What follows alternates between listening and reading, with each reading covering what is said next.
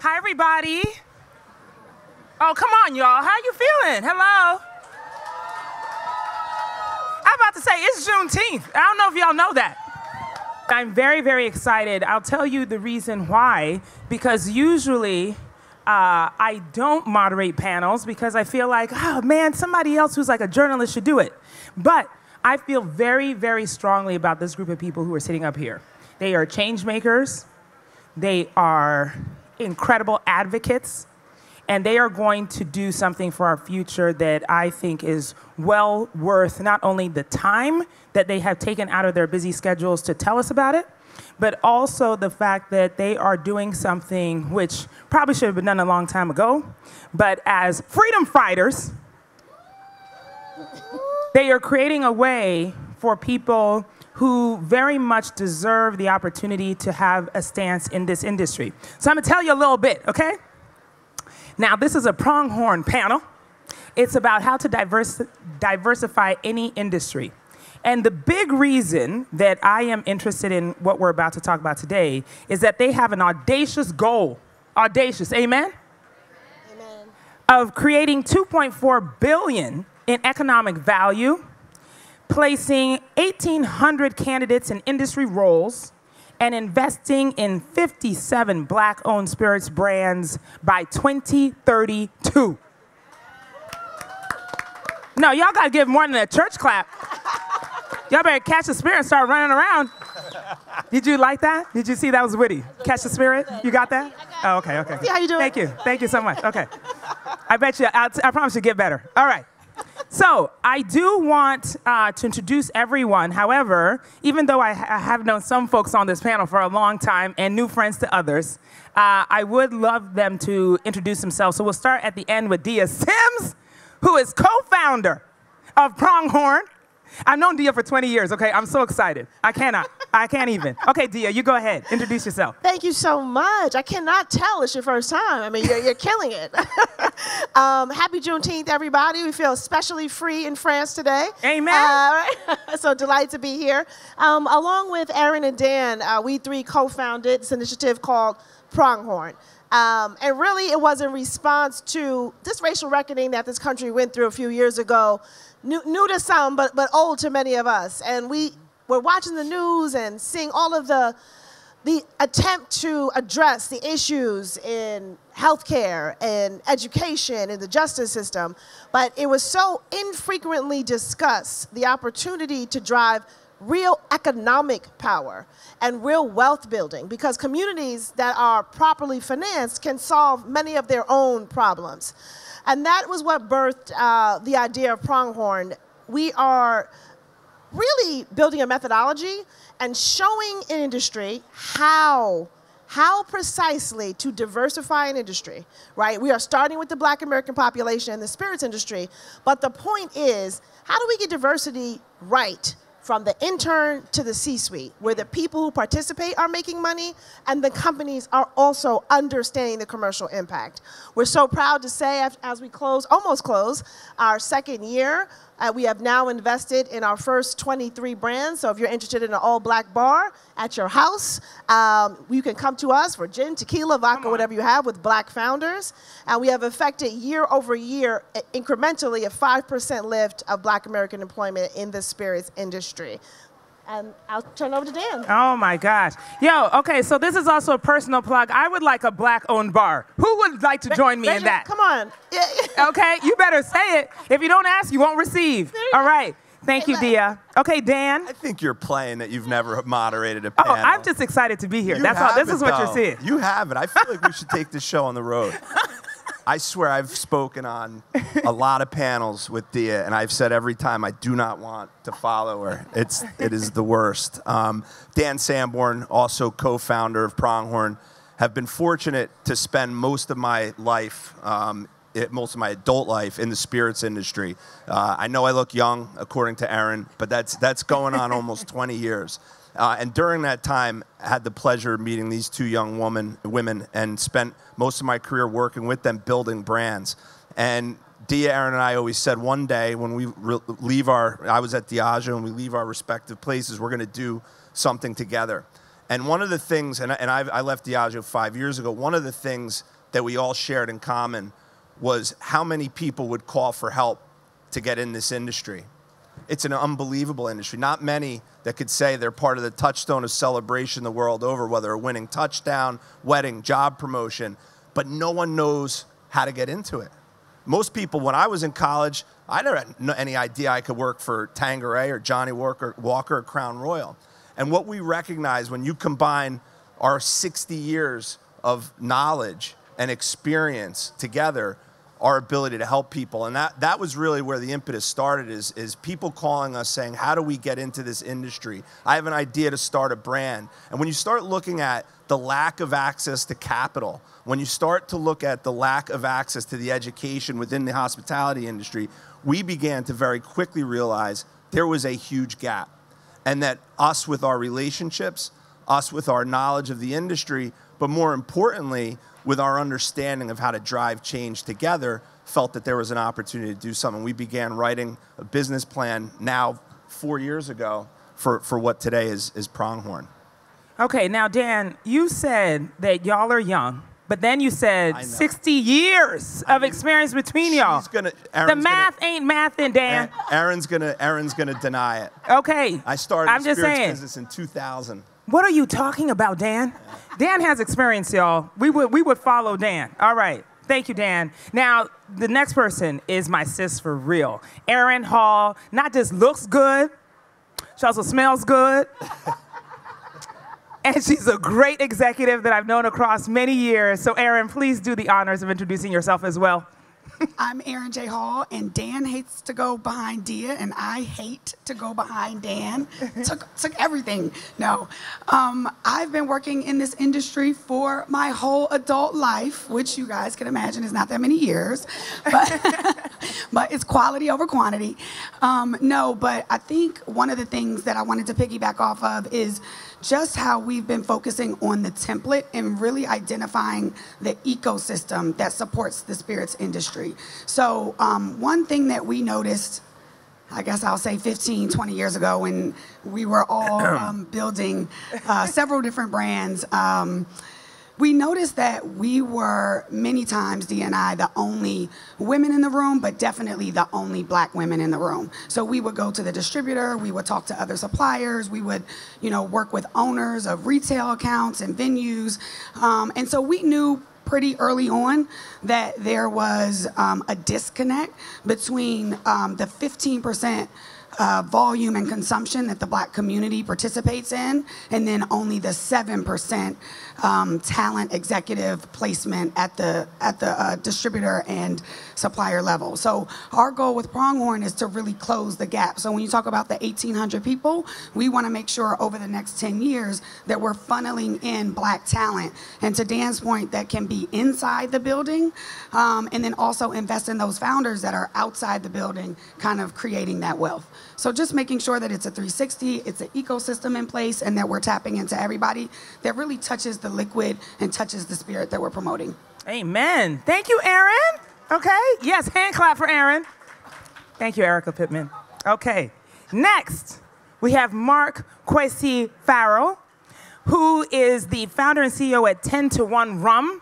Now, Mark and I have just met each other, but I can already tell that this brother knows what the hell he's talking about. So we're about to find out what that is. Okay, Mark, over to you. So all I can do is be disappointing now, right? What's up, everybody? How you guys doing? You can hear me okay in the back, yeah? Sweet. I'm Mark Farrell, Mark Kwesi Farrell. I'm the founder and CEO of 10 to 1 Rum. One of the points of introduction is always where the accent is coming from. So I'm born and raised in Trinidad and Tobago, even though I've now spent 20, 25 years living in the US at this point. I launched 10 to 1 as a brand about 5 years ago with a very simple ambition. The ambition was to take a spirit that I have a great deal of passion for. My mom doesn't know it's like when I say that, but a great deal of passion for the spirit that is quite literally born out of the soil where I'm from, in the Caribbean. Trying to elevate it, celebrate it, put it on a global stage. It's a spirit that for a long time has been underappreciated by so many consumers here in the US, and I would say further afield.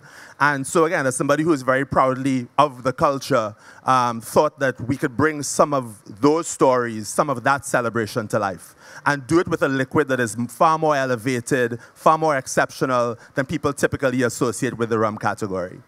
So we're all about reimagining rum, all about bringing something more elevated, more contemporary, more authentic to market.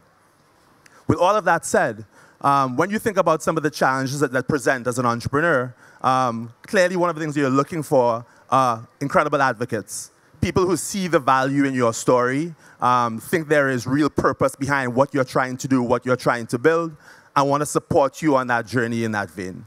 And that's actually where the great folks at Pronghorn come in. 10-1 was actually, you heard Dia, Dan, and Aaron talk about the blueprint that they have, wanting to invest in many black-owned, up-and-coming spirits brands in the space.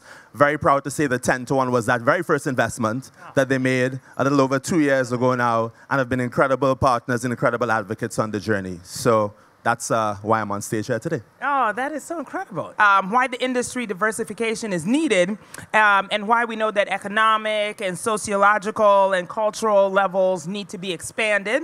However, there is a film that we are going to see. Before we unpack, though, because we do want to understand what this film is, and the fact that, the idea of distill carries a lot more weight than perhaps just the surface understanding. I think we're all familiar with what that word is, but it's always great to see a moving image of it. And so we are going to watch that now, and then we are going to talk about it. It's really very difficult to reshape your perception of this place without wrestling with deeply painful histories. Good to see you, man. Your dad sharecropped this land. Mm-hmm. His dad was a slave here. Yeah, would have been, right. I had no idea the giant he really was. My granddad bought our farm back in 1949 with money he was earning making moonshine. I mean, the Delta dirt is unlike any other in the world, right? Yeah, yeah. The Delta faces a generational cycle of disinvestment due to a lack of career opportunities and negative stereotypes. I've never wanted to really come back to Arkansas, but I have an opportunity to do something that not many people have, and that starts here. Before we had that, we were washing these potatoes by hand. Putting a hand in handcrafted. Yeah.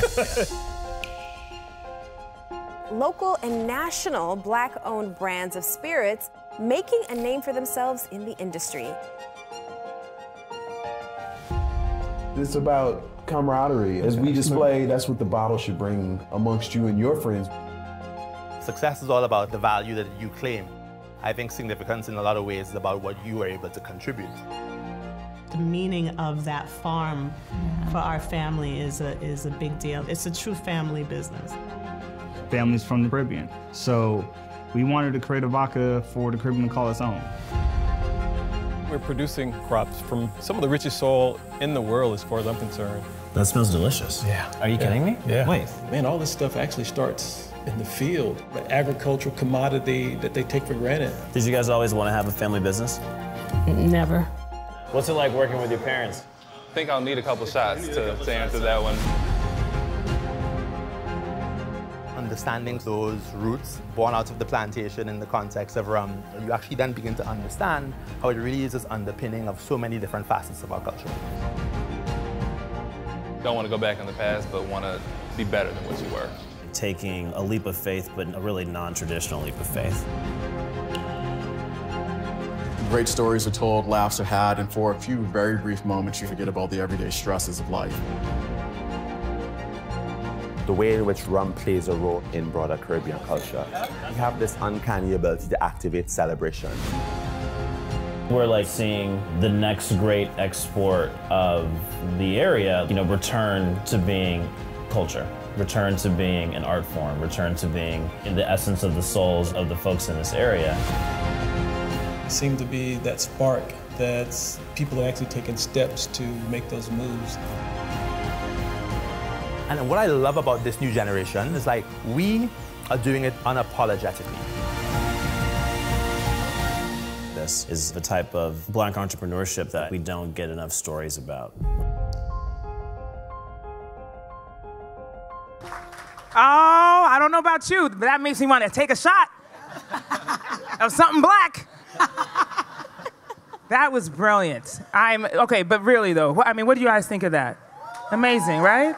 It's so inspiring. You know, I think sometimes we don't think enough about the disruption in industries that we are so used to just consuming, right? We don't necessarily think too deeply about whether or not it is made with the kind of care, love, history, ancestry that was showed in this film today.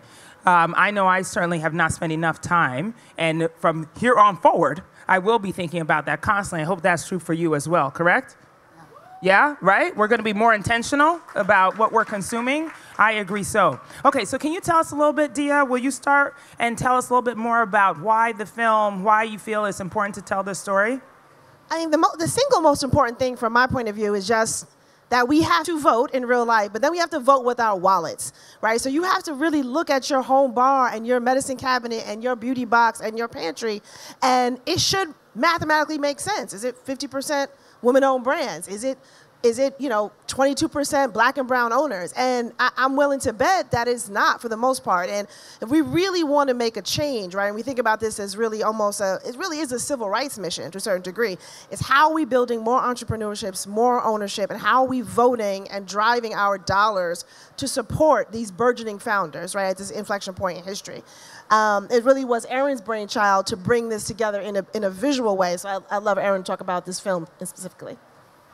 Oh yeah, so the funny thing about the concept is that one, we always kind of really wanted to have a narrative. It's almost like, if you see it, you could be it. Yes. And so we just want to make sure that we are showing up in TV, in film, in these stories, and that we're really focusing on letting this next generation see the founders like Mark, see the different executives that work at these top, 500 companies. And I think the funny part of this is, so we come into a meeting where we're all like in the first kind of conceptual piece of this, and I'm like, we need to do a feature film. We need to do a blockbuster. We're going to be released. And so Travis McMichael, who's the producer on this, he looks and he's like, I don't know about a feature film, but we definitely could do like a short film docuseries. And so, I mean, literally just kind of threw around some ideas. We talked about Delta Dirt. This family is literally inspiring and remarkable. Harvey Williams moved. He was a Black engineer. He still is a Black engineer. And he moved back to Arkansas, his hometown, where his great-grandfather had had this land and had really farmed it. And so if you think about him coming in and really driving economics into this space, this city, when you guys see the documentary, it's going to be on AMC Plus in August, so go check it out. But when you actually see it, you'll see that these are brands that are created by Black families, but they're for everyone. Everyone is enjoying them. They're award-winning liquid. The credibility is there. Everything is there. And I think that this platform just allows us to see in a mass way what we're doing and how we're literally changing the face of the spirits industry. Yeah. And also, I mean, this docuseries, there was a premiere at ABFF, right? Yeah, American Black Film Festival? Yep, so we went there, and it was literally a packed house. Like, I couldn't believe it. I was so nervous. I was like, oh my gosh, are people going to care? And literally, it was people standing up in the back, and every single person came up and just said, this is an incredible, like, motivating story. Yes. And I think the bridge, and one thing that we didn't mention yet, is that Pronghorn has been investing in the Black-owned spirits brands, but we also want to invest in Black companies that service the spirits industry. So we invested in Event Noir, which is basically a ticketing platform owned by another genius. And I just feel like all of these things feed into that ecosystem that we've been talking about. And just really the give back piece is what moves me. Now, see, that's smart. See, I knew y'all smart already. But this is amazing that you're not just investing in the spirits business, but also thinking about everything that services into it, right? Because everything is threaded together, right, in order to make the larger piece. So I'm so proud of you also for thinking through this, for advocating. I'm a storyteller by trade. And so I appreciate it when I see stories told. I think origin stories are so important for people to understand, because think about when you're considering doing something and how much it takes in order to get it. I mean, we're seeing Mark Quasey up here looking calm, cool, and collected, but I'm sure there have been challenges along the way which have then been, helped be abated by the investment, by the support, and then on top of it, it is critical that people understand your story coming in. So I just think it's a brilliant move. Dan, what are your thoughts, sir, on all of this? I think one of the things when you look at diversity, and we're obviously in France, but when you think about specifically the United States, it's only going one way, and that's up. And unfortunately, that conversation at times gets seized for people's agendas, and what I think gets forgotten in that whole conversation, it's good business. It's good business. It is not a zero-sum game. And what we recognize, these stories, we always talked about changing the narrative. And what these stories do, what we call untold stories, I think change the narrative. They're shining a light on parts of culture that unfortunately for far too long haven't been discussed. And then when they are discussed, are not discussed in a way that's uplifting or promising for what guys like Mark are doing, for what these two young ladies did to get to where they've got in their careers. So for us to have this opportunity with age and wisdom to now be able to shine a light on those stories, and I think hopefully have one of our first exits go Mark 10-1 rum. Maybe create, in doing so, the next CMO of a Diageo or a Pernod or the next founder of the future Crown Royal. That, to me, is what this is ultimately all about. And stories like that and getting them out there for the world to see is such a huge part of what we're doing. That's amazing. I love that. That deserves a hand clap, no? Yeah. Now, I have the privilege of standing on the side over here with our star, Mark Quasey. I don't know if you saw. As soon as he came on the screen, I saw the shoulders get, they went back a little bit, chin went up. I was like, brother's feeling himself. Can you tell us how you feel about seeing yourself on film? But the serious question is, we are so invested. I think, part of the role of storytelling is to create the emotion that will attract all of us to be invested in you as a human, as a founder, as a business person, so that not only will we be buying the product for our own consumption, but we want to see you succeed. So how do you feel about being a part of this storytelling? Feels incredible to be part of this family. And again, to have had these guys place their faith and their trust in 10-1 as their very first investment has meant a great deal to us for the entire 2+ years that we've all been in the boat together. The stories and storytelling have been mentioned on repeat for the last several minutes, and I really think it's with good reason.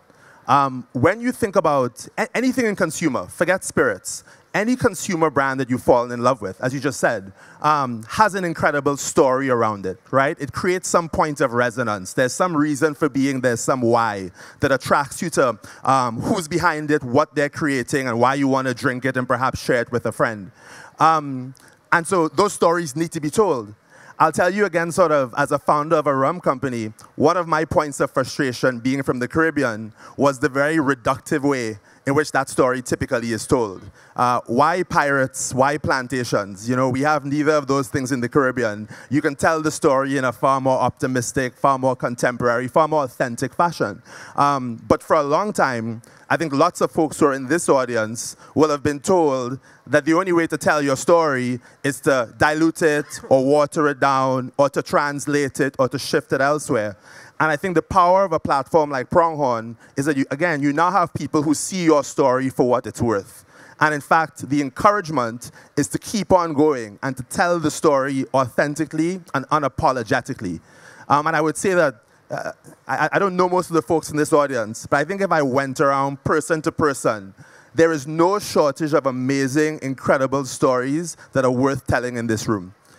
We are creators. We are creators of culture. It is quite literally what we have done for generations. And so create the platform, pick up those stories, tell those things instead. And I think it turns out that when you bring products to life and you build brand around that, good things will happen. Amen. I think I think one thing, just to piggyback off of what Mark said, is that we are actually telling our own stories. So we're not subleasing it to another person or another group to give our vision and our mission and what we've accomplished. And I think it is about the history, but it's like an intersection between what the future looks like, what the future holds, like recruiting this new generation, and the history combined. Yes, exactly. No, I love that, because the truth of the matter is that you've got to be able to know where you've come from in order to know where you're going. So thank you for that point, Aaron. And thank you to our newest star, Mark Quasey. All right. Mark Quasey. Now, we got to talk about diversification of the industry.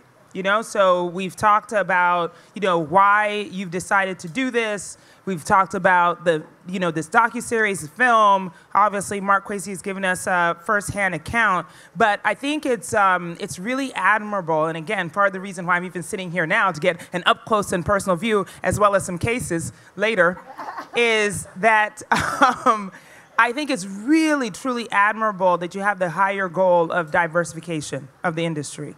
And so can we talk a little bit about that and what your, like maybe from each of you, what your one goal is in doing that and how we can perhaps even support you in that? No, thank you for that. So I think, look, two things I would say. And one is we jumped in, but I would like to just quickly share why we called it Pronghorn. Yes. So the pronghorn is a, kind of looks like a deer, but it's not. It's mostly found in Montana, for those of you who know the states. It's the fastest land mammal in the United States, the second fastest in the world, second only to a cheetah. The difference is it can run really fast for a long time. So if it was in a race with a cheetah would win in a sprint, but the pronghorn would win over a long period. And we looked at what we need to do and how you transform an industry, right? We want to go fast because we're impatient, but we know we have to go far to catch up from centuries of inequity. So we thought this animal was a beautiful manifestation of that. And in that spirit and how we actually are asking each and all of you is that we are open for business. There are 1,000 jobs open right now in the spirits industry, from intern to board of directors. Average salary is about $100,000. An average employee impacts $1.2 million of top line value in this very profitable trillion-dollar industry. You could be anything from an accountant to a lawyer. So we are looking because I knew when I graduated from college, I didn't know I could see my favorite vodka brand and a few hundred people worked on it. So if you are interested, please check us out, tell a friend, and we are investing in brands. And we are 24 today, but we are going up to 57, and we are investing between $50,000 and $1.5 million into different brands. So if you have an idea, or you have an idea about how to be a part in this industry, please reach out to us. We know how much incredible talent is here in Cannes, and we can't wait to work with you guys. Beautiful. I said I wasn't going to follow her again. I feel like that's a mic drop moment. You know, when I first met Dia and Aaron, there were not many people in the industry that looked like them. Period, full stop, end of story. But yet, when you look at the consumer that these companies are trying to serve, that seems bananas. And I don't think that's unique to spirits. And so as I wasn't kidding when I said diversity is only going one way in the country, it's going up. And if brands and businesses don't accurately reflect the communities and consumers they're going to serve, it's all for naught. And that's both economically, that's in the marketing, that's in everything. And so this idea about diversification was really around a template that could be applied to any industry. Dia always said, you know, math-led, heart-backed. And that's absolutely right. We painstakingly went through penetration goals by brand, depending on angel seed, where it was in its development for a potential exit to happen. What career stage would we need to be putting people in from intern to C-suite to get to that 1,800 number? This was not, you know, some exercise where we blindfolded and we're throwing darts at the wall. It was genuinely with a commercial intent of making a change within an industry that would create, hopefully, God willing, generational wealth for people. And so when you ask what my goal is, nothing would give me greater pleasure than being part of a team that is actually making a change within an industry, and maybe many more. And I know it may sound corny, but hand to heart.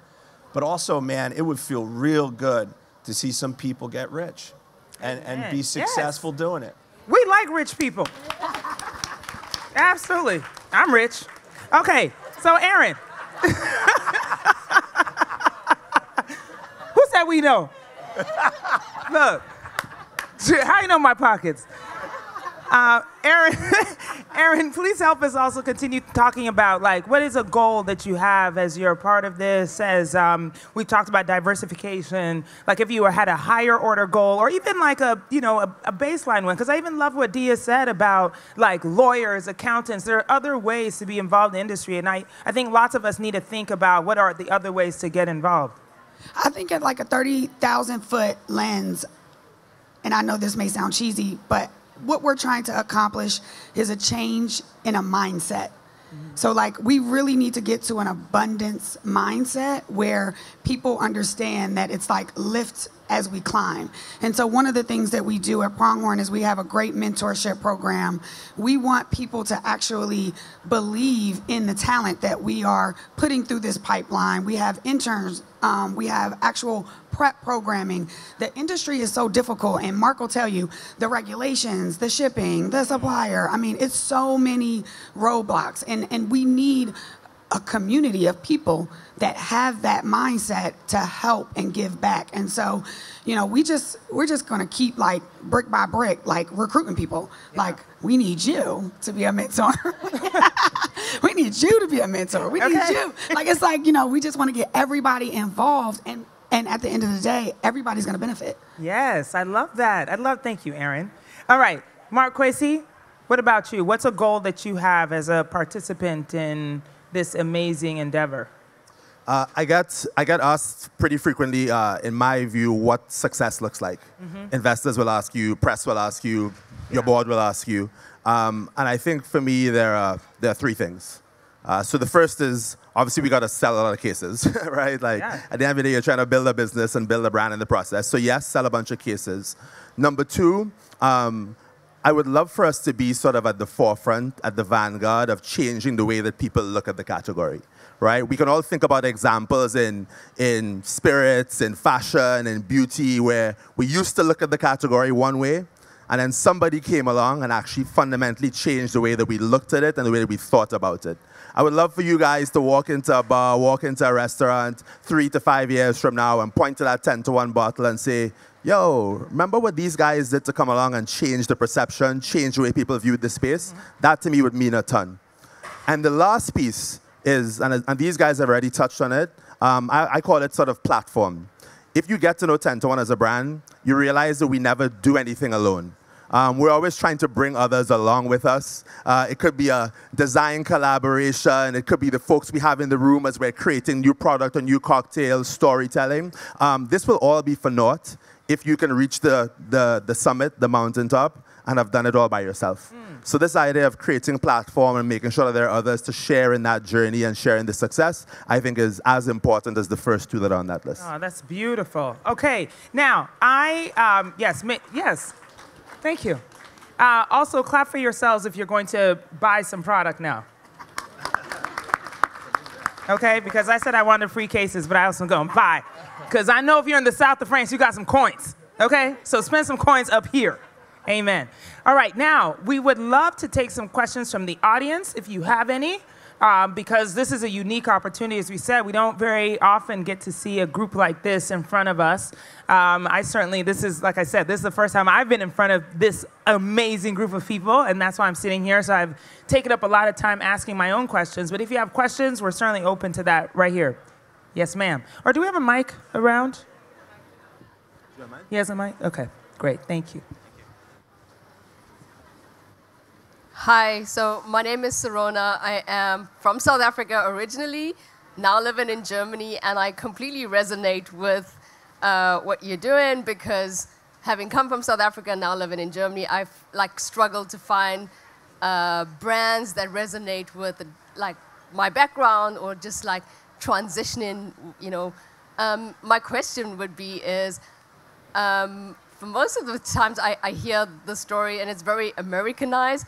How do you adapt it to a European market? And not to exclude the fact that there are people of migrant backgrounds in Europe. So, you have African Europeans, so to speak. So yeah, that's my question. So I'll take this one. I'm actually launching a brand this fall. We'll start with a focus in kind of Tokyo Metro, Paris Metro, London Metro. So it will be kind of an example, right, of what you just discussed. Now, I will say for Pronghorn specifically, because we spent so much time on kind of the math and the science of it, and like we really thought about it like that continuous improvement, the way an engineer would approach something, we really did want to have a contained geography, contained population, contained industry, because we're building it like a case study, so that it's a clean data that you can share with other people. And some of these, frankly, are very United States dynamics, right? They exist in different forms, but the way that we are building it, we've actually already had interest from across the world, from major other industries, is what's most important is how you do it, right? So all the original modeling in terms of the math, the approach, the how many humans, the how many zip codes, how many products, with what frequency, what is the ROI that actually changes the industry commercially, what is the ROI that changes the population? That can be for, that could be for left-handed sprites who are buying rainbows in Dusseldorf, Germany, right? What we're trying to do is build an application that can be lifted and laid down in different geographies for different populations, and that's the most important piece. So we're laser focused on getting through kind of to the 5-year point of this mission, when we're like, oh, we got something cooked up here. We got something we can pass along. I don't know if you would add anything. Okay. Great. Thank you. All right.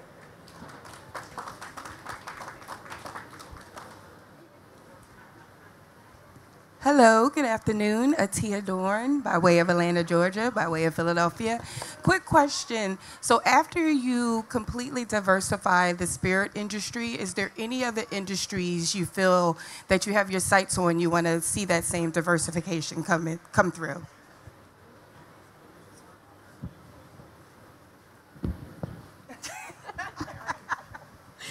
Well, I think once we work in the spirits industry with the Black community, we may actually take another step and focus on the Hispanic community and some other disenfranchised communities that exist in the spirits industry. Once that's done, after 32 years, no, I'm just joking. Once that's done, we have been talking about tech, TV and film. Obviously, those industries actually have a more diverse forefront appeal, but when you look at the background, the companies that own and that maneuver are still general market owned. So how can we still go in and create that same blueprint or ecosystem? Any other? I said tech. No, I agree with that. I think we intentionally started in spirits. One, it was close in to our careers, right, and our background, where we believe we could have the impact. But it also happens to be, and again, this is specific to the U.S., one of the most highly regulated businesses. It is truly moated in so many ways, whether it be the government regulation, whether it be state, federal, local municipalities. So just getting into the business is really hard. We believe that if we could create a template that could penetrate that industry, as moated as it is, that you could then I don't want to say easier, but it would be less friction if you did start to look at tech, if you start to look at film and entertainment. And there are some good initiatives and endeavors underway in a lot of these different industries. I think what's very different about ours is it is commercially driven. This is not like when Mark comes in to pitch for follow-on funding, it's real. Like it's real. And so this is grounded in the idea of being commercially viable and commercially successful. So I think that's at the heart as we think about eventually bringing it to other industries as well. Like, what's actually going to be good commercially that will drive the change we're looking for? Thank you, Dan. Okay, we have one back there.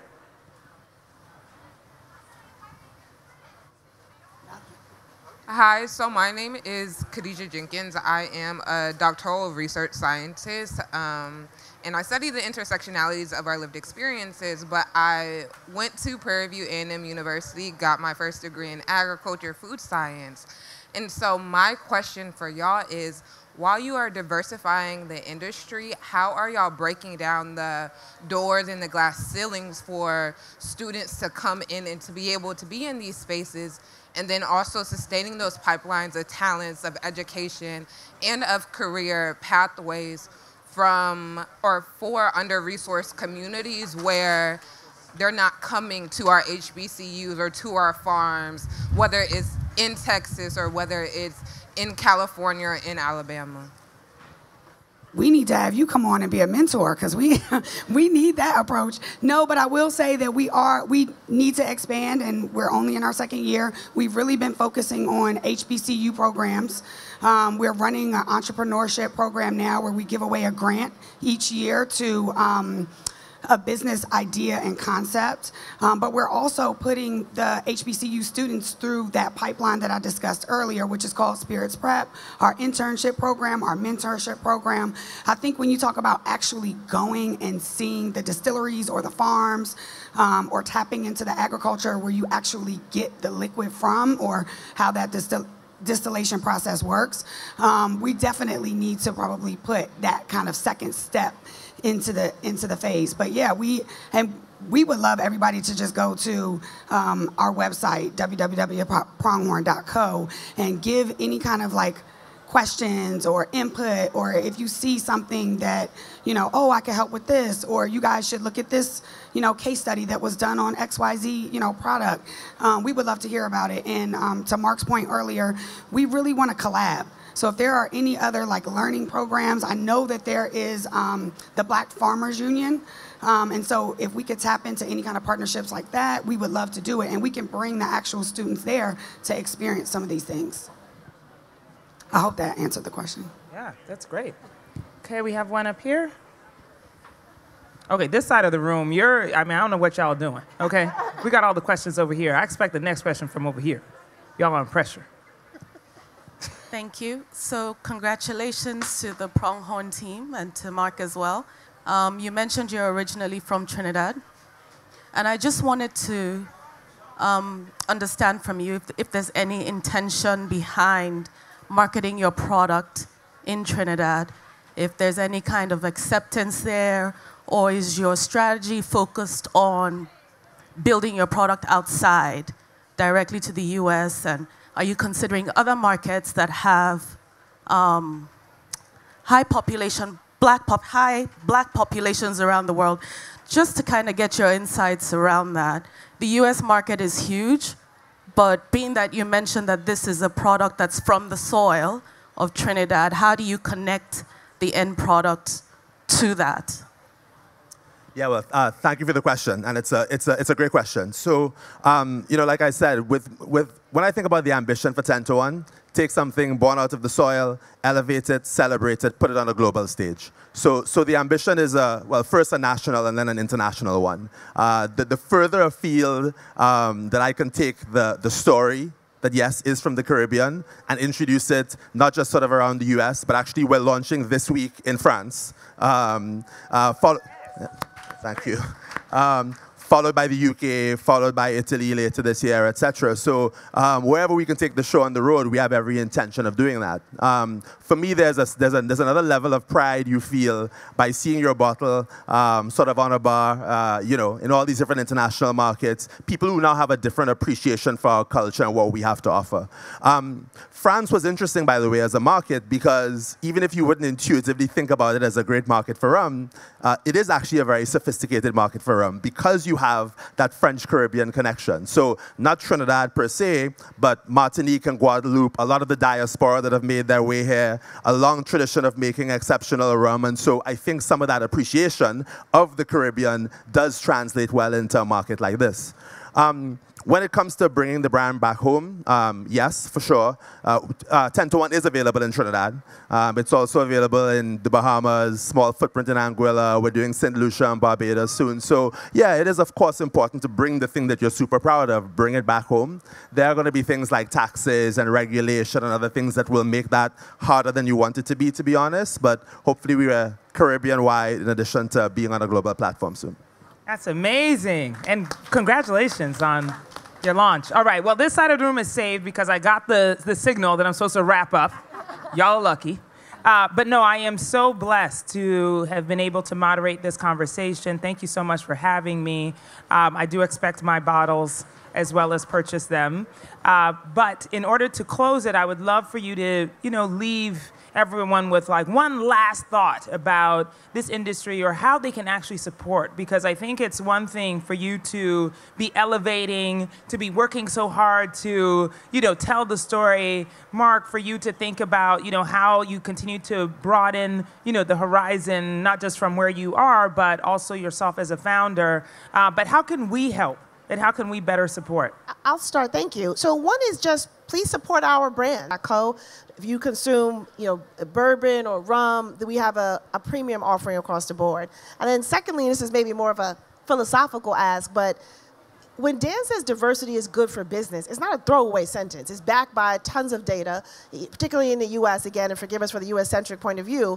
Citibank did a study that showed that the American GDP loses trillions of dollars because of our inability to actively understand how to imbue diversity into corporate America, right? We're just losing money. It's just good for business. And when you do it right, it's good for the community that you serve, and it is good for the corporation. So I would just ask us just to change the narrative that it's a diverse initiatives are some type of charity, right? That's a preposterous point of view, and we ask all of you guys to be ambassadors of the simple fact that diversity is just damn good for business. That was going to be mine, so you stole it. I was going to say it exactly like that, too. No, mine would be just all of you probably in this room being here at Cannes are aware of the spirits industry, but that intellectual curiosity about what Pronghorn is doing. We are looking for great people. We are looking for great opportunities. So if you know folks that are looking to have a career in the celebration business, send them our way. We have relationships with all major suppliers where we're helping recruit talent at all levels of their organization. That's with Discus. So again, as part of that, if beyond the buying and supporting and educating or bringing forward, if you have access to talent, send them our way. Well, for me, I'm actually going to come around and sign everyone up for our mentorship program, especially if you're an executive in the space. And I think it's just, doing it. Like, be the good you want to see in this world. And I think just going out and every little bit counts. So we'll be around collecting information. Mark? Go to the bar right now, drink some 10-to-1 rum. Start there. No, I think as Dia, Dan, and Aaron have said, I'd say much the same. Platform is super important. We sometimes think that the little steps and little actions we take won't make a big difference on a grand scale. In fact, they will. Share the story with 3 of your friends. Buy a bottle, bring it to dinner to share with 3 or 4 or 5 of your friends. Turn around and make sure you don't sort of pull the rope up from underneath you once you've kind of made it there. Extend a hand and offer some assistance to 3 or 4 or 5 folks. And if we all do that together, collectively, you'll begin to see the knock-on effect of this platform we've spoken about time and again. So. Ooh, okay, let's go get lit, y'all. Give them a round of applause. Thank you so much for joining us today. We appreciate it.